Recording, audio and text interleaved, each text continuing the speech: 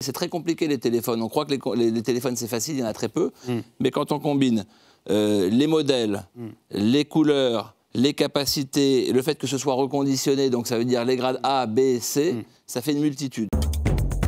Et donc la plupart des gens le savent pas forcément, mais cette société, c'est d'abord une histoire de fratrie. Alors oui, on a démarré avec mon frère en 2000 Pixmania. En fait, c'est moi qui ai rejoint mon frère parce que j'étais tout jeune. J'avais 21 ans, je finissais mes études. Et la première ébauche de Pixmania était en fait un site de tirage photo par Internet. D'accord. Et à l'époque, le numérique était en train de prendre le pas. On parlait que d'appareils photo numériques. Le groupe familial de mon père et de mon oncle, encore une autre fratrie, était dans le développement de photos chez les marchands de journaux, la photographie, on va dire, argentique. Et donc, il fallait penser à la suite, qu'était le défi du numérique. Mon frère voyageait beaucoup et a ramené cette idée des États-Unis de lancer un site de tirage photo par Internet.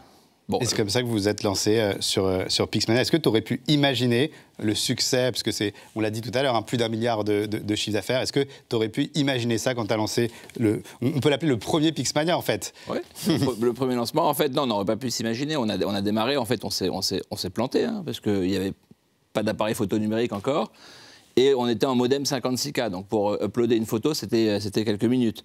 Donc c'est là où on a repensé, et c'est ça en fait la vie d'entrepreneur, c'est à chaque fois de pivoter vers là où il faut aller. Et on s'est dit, bon, peut-être qu'on va d'abord équiper les clients en appareil photo numérique et on les fera consommer de la photo digitale plus tard. Et c'est là où on est devenu un distributeur d'appareils photo, de caméscopes. Et au fur et à mesure, on a grandi les gammes, on a grandi les géographies. Très rapidement, dès la 2e année, on a ouvert 5-6 pays et on a fait plus de 60% de notre chiffre en dehors de France pendant des années. D'accord. Et c'est là où on est devenu un vrai e-commerçant européen, à l'époque où ça n'existait pas trop, parce que c'était compliqué, les TVA, les moyens de paiement, la logistique, le transport. Et c'est là où on a créé pas mal de métiers qui n'existaient pas à l'époque. Très bien, donc on va parler de toute cette épopée Pixmania, donc toute cette aventure formidable. Mais là, tu relances un nouveau Pixmania. Est-ce que tu peux nous dire quelles sont les différences par rapport à l'ancien? Quels sont les nouveaux services, les nouveaux produits? Qu'est-ce qu'on va retrouver sur ce nouveau Pixmania? Alors, la différence, c'est que déjà, on est en 2022. Et là, on parlait de 2001. D'accord, 2000-2001. Donc en 2000-2001, il n'y avait pas l'e-commerce sur étagère. C'est-à-dire qu'il fallait tout créer par soi-même. Il n'y avait pas de société qui pouvait nous aider à faire l'emailing, à faire l'acquisition de trafic, à faire la logistique. Les marketplaces étaient encore très peu démocratisés. Donc, la grande différence, elle est déjà là. Donc, nous, on va aujourd'hui s'affairer à avoir la meilleure équipe du monde pour pouvoir être impactant.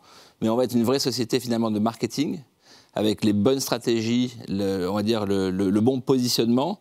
Mais derrière, on va s'entourer de bonnes sociétés pour nous aider on va dire, à transformer le client, à le faire réacheter, à faire en sorte que le UX, enfin, la user experience soit parfaite. Et tout ça avec une dose très importante de marketplace. Donc le positionnement aujourd'hui de Pixmania, c'est quoi? C'est une verticale, marketplace, métier surtout pour le mobile. Ça veut dire qu'on va on va faire du DaaS, ce qu'on appelle, le Device as a Service. D'accord. Donc le but, c'est que le client, il vienne chez nous, il choisisse le mode de paiement qu'il veut. S'il veut payer en 24 fois, en 36 fois, en 4 fois, peu importe. Il a un budget, disons qu'il a 20 € par mois, et on va lui essayer de lui avoir un maximum de produits autour de son téléphone, et avec le téléphone, pour ce budget-là. Alors on va différencier 2 types d'accessoires. Les accessoires dédiés, ils vont être pour protéger le téléphone, pour que la durée de vie soit plus longue. Une coque, par exemple. Coque, verre, et tout ce qui est directement lié, la charge, le câble. D'accord. Voilà. Et les accessoires qu'on appellera compagnons.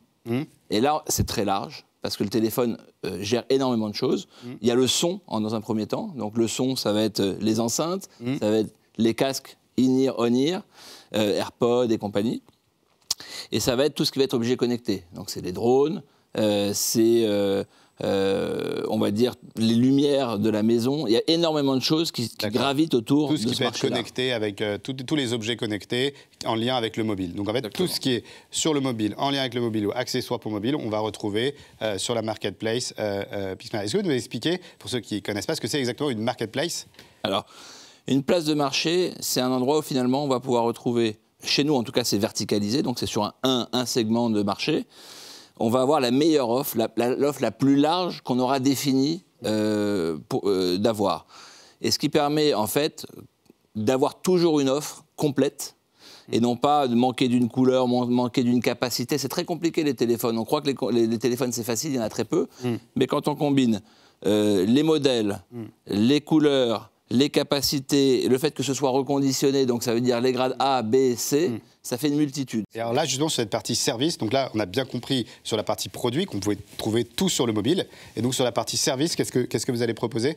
Alors, on a un service qui s'appelle PixCare, où en fait, il y a plusieurs services. Donc, ça rajoute 12 mois de garantie. Donc, si la garantie est du 9 et de 24 mois, ça passe à 36 mois. Si c'est sur le conditionné de 12 mois, ça passe à 24 mois. D'accord. Et ça, pour quel tarif? Alors, ça part de 4,99 € par mois et ça peut monter jusqu'à 15 € en fonction du téléphone. Donc, il y a ça. Il y a coque et verte offert jusqu'à 80 € de valeur, donc pouvoir protéger son téléphone. Il y a la garantie de reprise à n'importe quel moment de son téléphone, avec un prix déterminé au moment où on achète son téléphone. D'accord, donc par exemple, j'achète mon téléphone, je sais qu'au bout de 3 ans, tu me le rachèteras à tel prix. Exactement. Est-ce que vous êtes des concurrents de Back Market ou même Amazon, sur lesquels on peut également acheter des téléphones mobiles? Qu'est-ce qui vous distingue de ces plateformes? Et comment comptes-tu te distinguer? Alors, on est tous concurrents sur, à chaque fois, une portion de notre offre. Maintenant, Back Market, c'est très clair, c'est une place de marché verticale sur le reconditionné au sens large. Ils vendent des téléphones, ils vendent des tablettes, des ordinateurs, des machines à laver, du son, etc. Leur segment à eux, c'est le reconditionné.